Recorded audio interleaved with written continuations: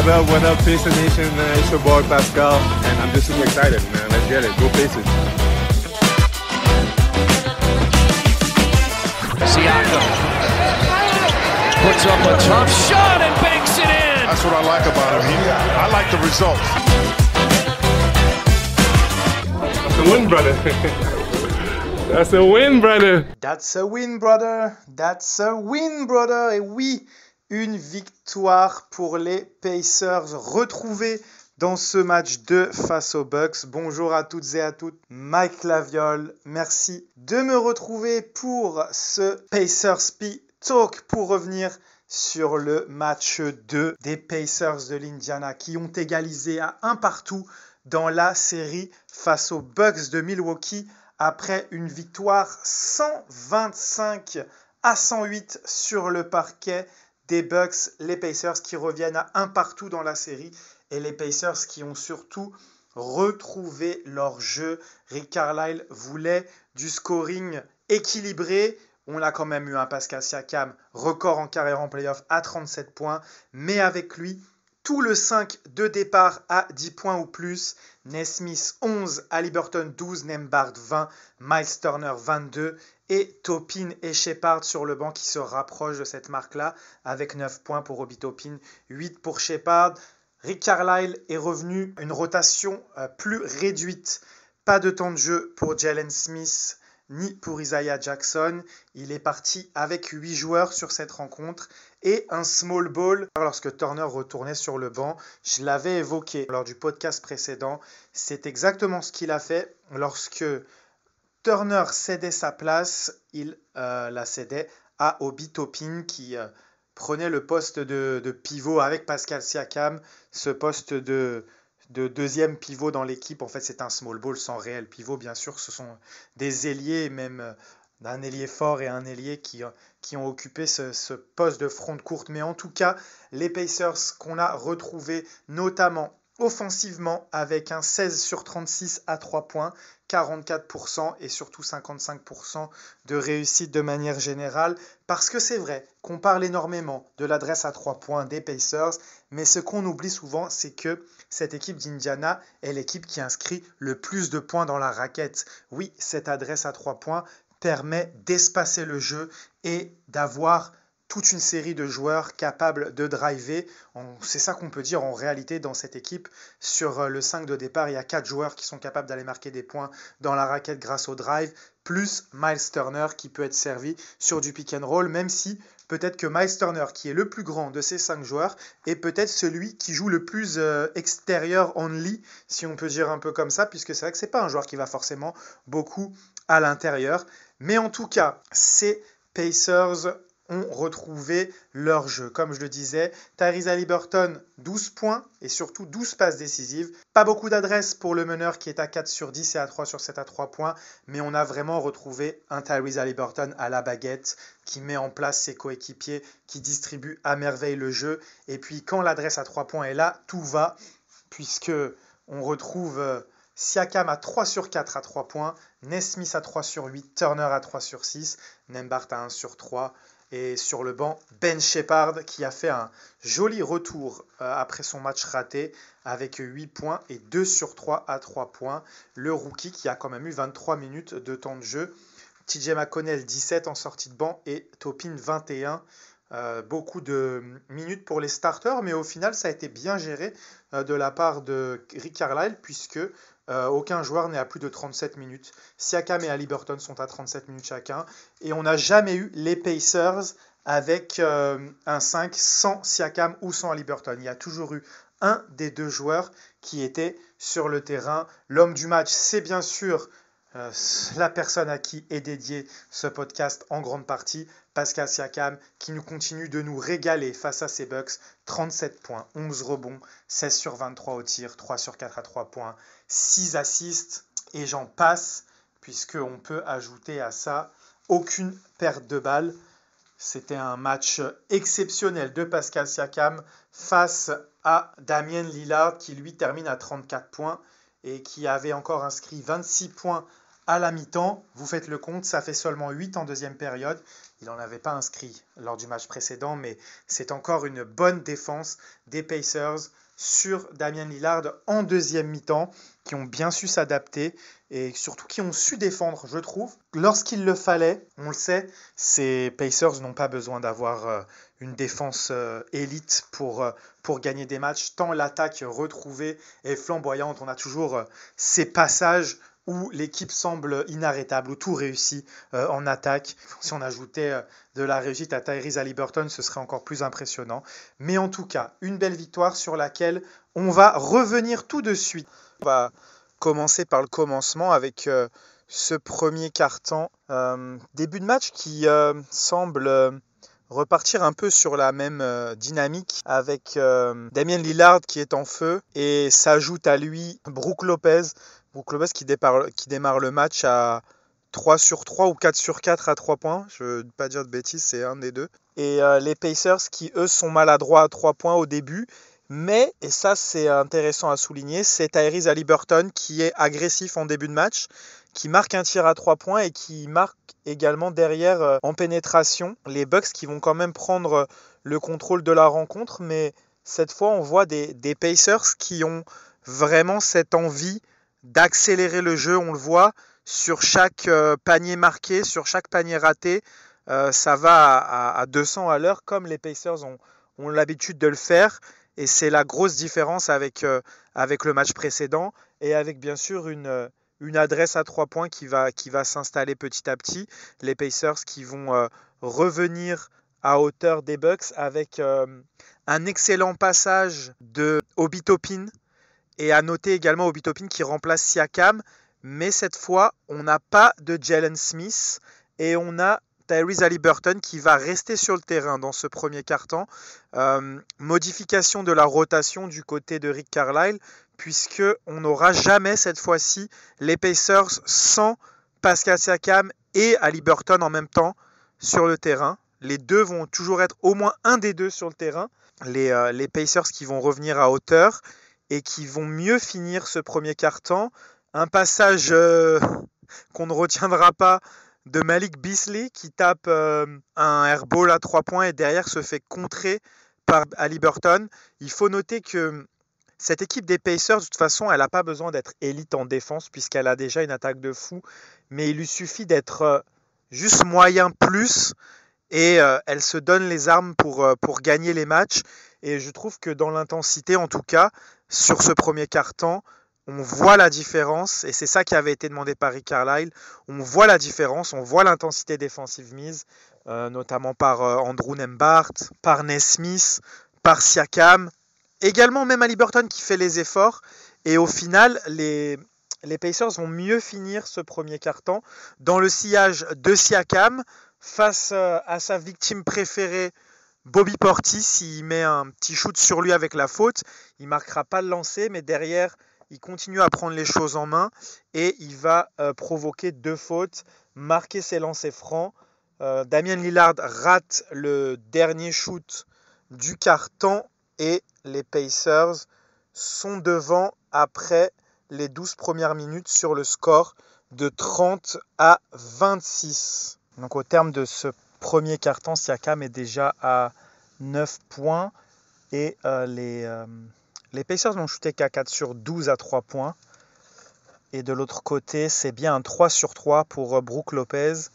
Et Brook Lopez plus Damian Lillard qui ont combiné les 21 premiers points des Bucks dans ce match. Donc les Pacers qui ont réussi à laisser passer l'orage et qui vont démarrer plus doucement le deuxième quart avec Siakam sur le terrain.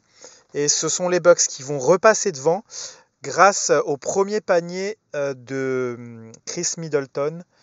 Ensuite, Chris Middleton va servir Connaughton. Ils vont prendre 4-5 points d'avance. Ça va durer un peu comme ça jusqu'au retour d'Haliburton et de Miles Turner. Et Siakam qui retrouve le banc. Et c'est un peu ce duo-là qui va relancer un petit peu les Pacers avec d'abord un panier à 3 points d'Haliburton servi par Turner et ensuite Turner qui va marquer servi par Haliburton, le duo qui fonctionne bien. Le match va être serré avec peu d'écart jusqu'à en fait un petit tournant, je trouve, dans ce quart-temps. C'est une action de Siakam qui réclame la faute. Il n'y a pas de faute sifflée. De l'autre côté, Connaughton marque sur Siakam. Je ne sais plus si c'est avec la faute ou pas. En tout cas, il y a Rick Carlisle qui prend le temps mort. Et suite à ce temps mort, d'ailleurs, il va bien râler sur les arbitres. Siakam qui n'a pas beaucoup de fautes à son avantage. Ça n'a pas changé entre Toronto et Indiana. Mais ce qui a changé, c'est que Siakam va être adroit à 3 points sur cette fin de quart-temps. Il est de retour sur le terrain. Et il va faire un peu tout au malheureux Bucks. Tir à mi-distance, surtout tir à 3 points. Et en fait, les Pacers vont avoir ce genre de passage quand vous regardez leur match, souvent. Ce genre de passage où ils se mettent à tout rentrer, à enchaîner les tirs. Et cette attaque qui devient assez impressionnante. Et c'est un peu comme ça qu'ils vont terminer le deuxième quart-temps. Siakam, qui était à 9 points au terme du premier quart, se retrouve à 21. Donc c'est 12 points inscrits par Siakam. Et surtout, les Pacers qui vont être à 50% à 3 points. Ils étaient à 4 sur 12. Ils se retrouvent à 10 sur 20, 50% à la mi-temps. Je crois qu'ils sont à 10 sur 21 parce qu'il y a Haliburton qui rate un 3 points au buzzer. Mais en tout cas, les Pacers qui ont vraiment mis la machine en route offensivement, des points qui viennent de partout. On a un tir de Nembhard, on a un 3 points de Nesmith, on a Siakam qui... c'est assez exceptionnel la manière dont il se fond dans ce collectif et dont il est capable lui aussi d'avoir ces périodes de grâce où il y a plus aucun tir qui est raté. Et les Pacers terminent comme ça cette première mi-temps, ce deuxième quart. Et du coup, ils mènent au terme de la première mi-temps 60 à 55, seulement 5 points d'avance. Mais ce finish de ce deuxième quart-temps qui va être assez important pour la suite parce qu'il va un peu donner un peu le là pour la suite du match avec cette attaque des Pacers qui s'est vraiment mis en route à ce moment-là. Troisième quart-temps ensuite, on a envie de chanter au Canada parce que les 2 tiers de ce quart-temps appartiennent à Andrew Nembhard qui va être assez exceptionnel des deux côtés du terrain, une défense physique face à Lillard, même si ce dernier marque 8 points dans le quart-temps, mais surtout offensivement, il va participer à un 7-0 dans lequel il met 4 points. Ensuite, il défend bien sur Dame, il récupère le rebond et ça aboutit à un 3 points de Nesmith. Les Pacers qui, dans ce début de troisième quart-temps, vont prendre 11 points d'avance. Les Bucks vont parvenir à répondre, ils vont revenir à -7 après un 4-0 sur une sortie de temps mort. Les Pacers qui vont être un peu en galère à la sortie de ce temps mort des Bucks, ils vont passer 4 possessions sans marquer, mais ils vont réussir à rester devant grâce à du hustle en défense et des rebonds offensifs, notamment un rebond offensif de Nesmith sur un 3 points raté de Nembhard qui ensuite permet vraiment à l'équipe de rester dans le match et de rester devant surtout.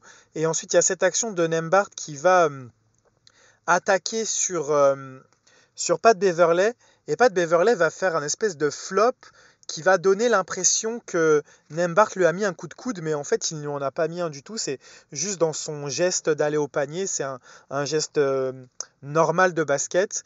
Et sur l'action, les arbitres vont revoir et il va prendre une faute technique parce qu'il l'aurait regardé quand il était au sol. Un petit peu abusé. Ça ne va pas vraiment avoir d'effet puisqu'il va mettre 1 sur 2 au lancer et Pat Beverley va mettre son lancer franc. Mais sur cette action, il y a quelque chose d'assez drôle. C'est que on va voir tous les joueurs qui sont en train de s'applaudir. Portis avec Haliburton et derrière Nembhard qui applaudit. Tous les joueurs s'applaudissent. La séquence est assez drôle. L'écart va rester autour des 7-9 points. Nembhard sur un cut va donner 9 points d'avance. Il va inscrire 9 points dans ce quart-temps. Ensuite, les les Pacers vont être un peu plus en difficulté. Middleton va un peu prendre les choses en main et ramener les Bucks à -3. À ce moment-là, il n'y a plus Siakam sur le terrain et il y a un temps mort de Carlisle. Malgré ce temps mort, les Pacers voient encore les Bucks revenir. Cette fois, ils n'ont plus qu'1 point d'avance. Et là, ils vont vraiment finir très très fort le quart-temps avec Miles Turner qui va marquer à 3 points. Aussi TJ McConnell qui va marquer 2 lancers puis une pénétration. Et enfin, Pascal Siakam sur une contre-attaque qui va se stopper, voir qu'il a Brook Lopez sur lui et tout simplement le driver, le feinter et marquer un petit tir à mi-distance sur lui.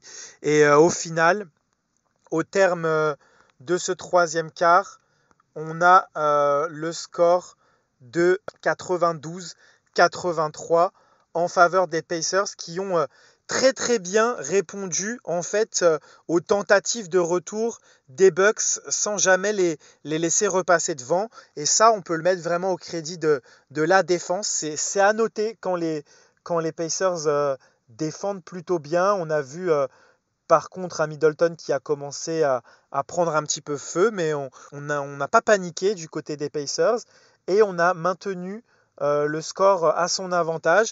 Et en fin de quart-temps, de nouveau, cette attaque qui est flamboyante et qui permet de recreuser l'écart avec notamment le retour de Siakam, le bon passage de TJ McConnell et toujours aussi Nembhard. Pas Nembhard, là c'est pas Nembhard, c'est Nesmith qui inscrit aussi un panier à 3 points il me semble et qui fait énormément de bien mais qui est toujours très très très intense en défense. Il y a un Middleton qui prend feu, mais il y a aussi Nesmith qui fait tout ce qu'il peut pour lui rendre la vie difficile. Les shoots que met Middleton sont difficiles à mettre et c'est à mettre au crédit de Nesmith. Donc voilà, les Pacers qui abordent le quatrième quart-temps avec 9 points d'avance. Comme ça s'est déjà passé plusieurs fois dans ce match, les Bucks vont sembler démarrer bien le quatrième quart avec cette action où Obi Toppin se fait contrer et derrière il commet une faute flagrante, on va dire une faute flagrante gentille parce qu'il ne pousse pas énormément Pat Connaughton qui va au panier, qui marque et qui obtient la faute flagrante. Derrière ça fait un 3 ou 4-0 pour les Bucks qui recollent à 4 points d'entrée et en fait ça va être de courte durée parce que les Pacers vont répondre par un 8-0 avec un travail défensif de Siakam sur les close-out, sur les 3 points de Crowder, 2 fois de suite qui sont assez sensationnels. Nesmith qui prend un rebond aussi mais monstrueux et Siakam qui va inscrire 4 points de suite. Ils étaient sur un 4-0 les Pacers et Siakam qui met 2 tirs à mi-distance pour passer le 8-0 et pour prendre 12 points d'avance à ce moment-là et obliger Doc Rivers à prendre très rapidement un temps mort avec ce plus 12. Derrière, les Bucks vont trouver 2 paniers dans la raquette par Bobby Portis et sur un dunk de Brook Lopez, mais ces paniers sont répondus par un mi-distance de McConnell et surtout un 3 points de Miles Turner qui donne 13 points d'avance. Sur la remise en jeu, Bobby Portis est pris à 2 et il est un peu bloqué sur cette remise en jeu et il est obligé de prendre un temps mort. Et sur le retour du temps mort, les Bucks vont faire un peu n'importe quoi. On se demande ce que Doc Rivers a mis en place, mais aucun joueur de Milwaukee ne vient dans sa moitié de terrain pour aider Chris Middleton.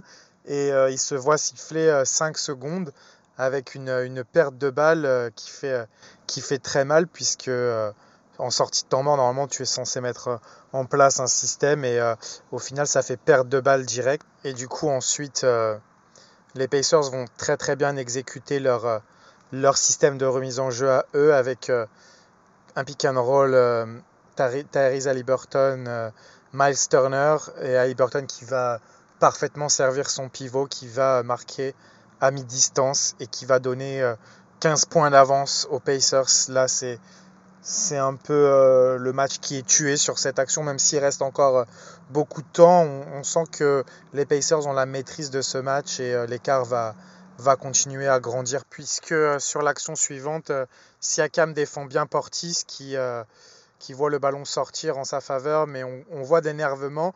Portis et Siakam, ils ont des antécédents l'un contre l'autre.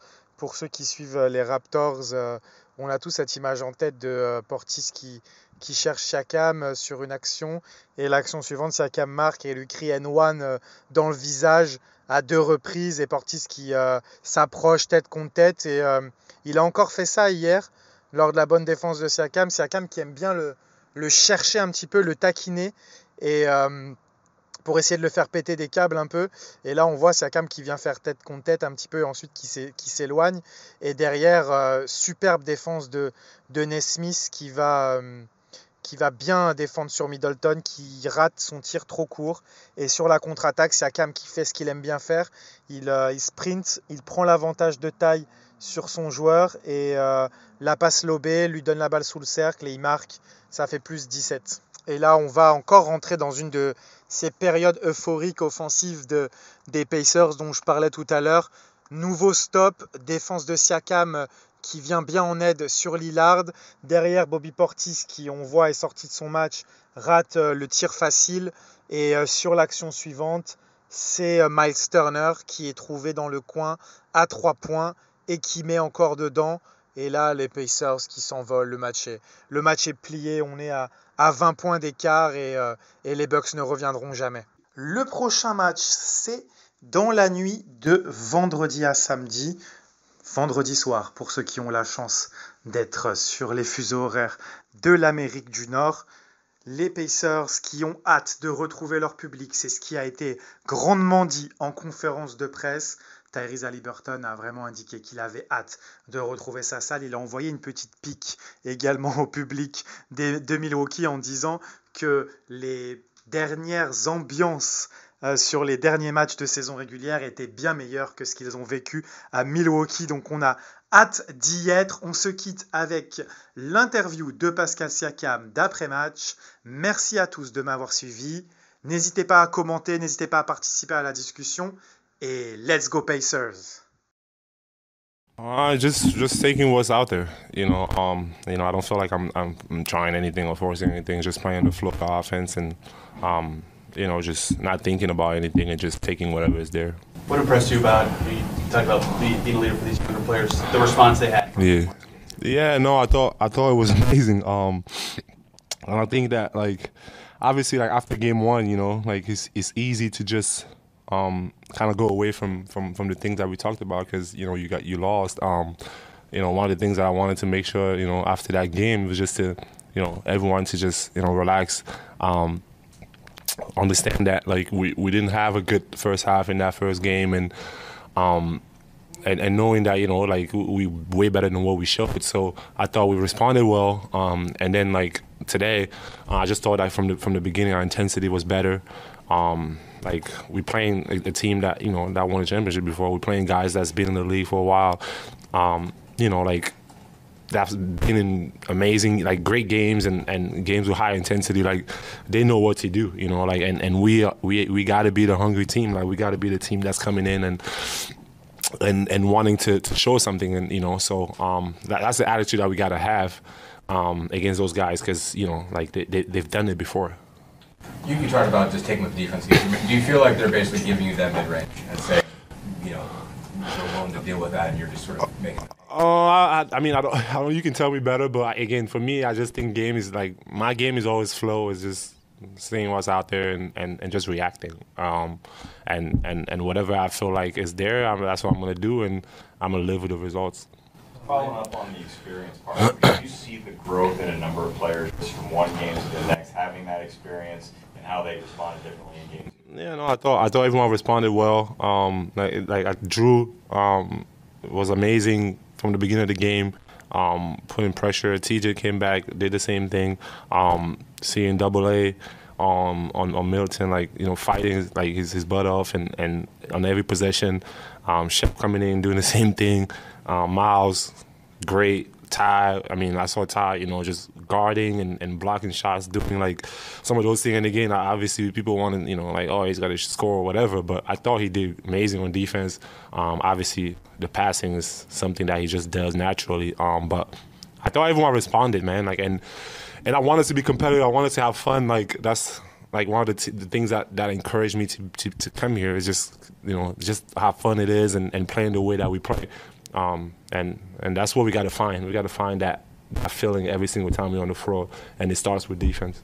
What did you see from them yesterday in practice and stuff? Did you sense that this kind of response was coming tonight? No, I mean, I thought everyone was responsible and enough to understand like what we didn't do right, and coming in with the intention to correcting that. And again, you know, it happens that we got to win tonight, and that's what it is, and we just got to move on, and we're gonna watch the film and just with the coaches' preparation, they take it really seriously, and we're gonna try to, you know, put it all out there again, you know. So I think we just got to clear our minds every single time, understanding that it's a series and it's gonna be tough, especially when you play against a great team.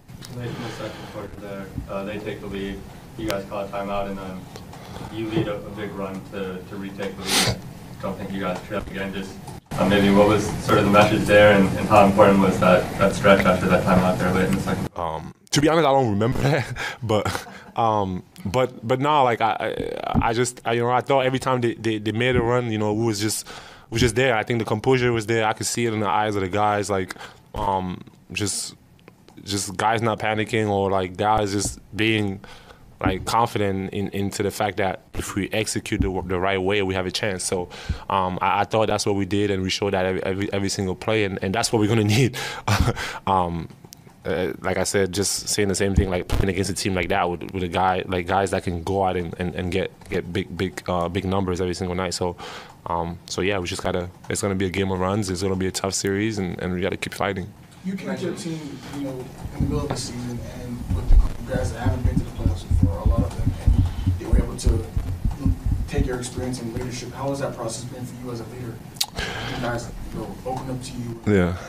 Yeah, it's different because like I'm usually like not a talkative person, and it's something that, you know, like maybe like in the past in different situations it was just always like, oh man, like we hope that, you know, you talk a little bit more, but I'm always like I'm coming in, I put in the work in every single day, like and I hope that, you know, I kind of lead by example. But I thought I was challenged a little bit, you know, with this group to just continue to just talk, and I think it feels better when it feels like your voice is like received well, you know, like and the guys are, you know, once you talk, like they're looking and they're hearing you, and it feels like they want to get whatever information you have, like that makes you feel even a little bit like better, especially for a person like me. That's not what I do. So it's been good, man. It's been good. I enjoy it. It's another part of my growth as a player, and it feels good that when you have a group of guys that are willing to, you know, kind of have their ear out and wanting to listen. So yeah, I'm gonna keep trying to get better at that. You mentioned Miles. I guess how much does he open things up for everybody when he's hitting threes on the pick and pops and creating and playmaking out of pick and rolls? I mean, how much does that make your life easier? How much does it kind of open up everything you guys do? Yeah, it's great. It's amazing. And I mean, again, I don't even think it's about making shots. It's just making the right reads. Like, I thought he did that well tonight. Like, we're going to make shots. We're going to miss shots. Like, I mean, that's what it's about. But I think he was just making the right reads. He was playing well on defense, like being up. I mean, when you play against a guy like Dame, like, it's hard. He's so fast. He can shoot. He can do all those things. So, I thought Miles played incredible tonight, and not only obviously his shot ability, which we know he can do, but just the other things like you know, making plays off the pick and roll, on defense, being there. Yeah, so we're gonna need him to do that. All right, last one here. We gotta go. I was gonna ask that, Drew. What do you want? Okay. Yeah, man, fight it out. You mentioned as well. I mean, just he's obviously got that primary assignment against. Yeah. How impressive you've been by the way he's fought through it, even as Dame's made some shots. He keeps fighting through every screen he gets, but also just what he was able to do offensively tonight. Just the 9 things you got out of him. Yeah, Drew's tough. Like I just like that he's so like just calm, cool, collected, like every single time. It feels like, but like he works so hard. The things that we asked him to do, like those are tough against a player like Dame, like and yeah, his growth, he's growing every single day, and I think obviously like his offense, he can do those things. Like he can get to the rim, he can make little mid-range threes. But I thought he did well on defense, and he got to continue to do that, like that intensity every single night. That's what we need from him.